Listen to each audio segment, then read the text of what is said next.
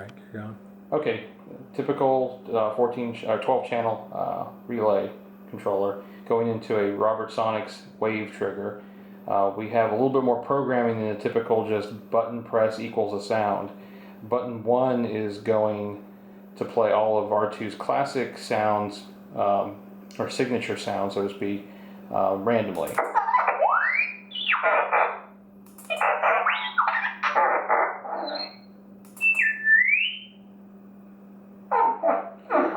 It won't play the same sound twice, no matter how small the library is. As long as there's at least 2 on there, it will play randomly.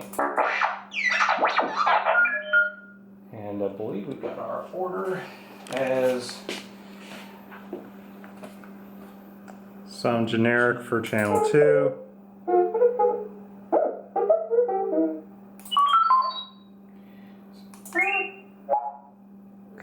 Confirmation sounds on 3.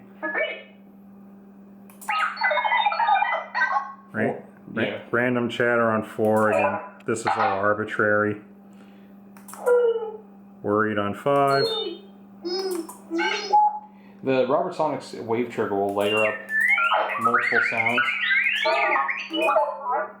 so you can play them simultaneously. So because of that, we added a music button.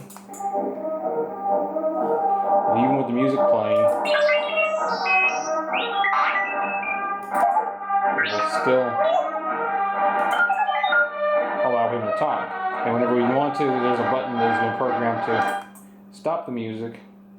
And the next time you start the music, it picks the next track in a playlist. Okay. The last 2 buttons were programmed to be volume down and volume up by 1 dB increments. So you can turn up remotely, turn it down remotely to adjust it to the event that R2 will be at. And there's an additional 4 button pins that will be controlled analog from his driving motor that we have yet to connect up. With you, always.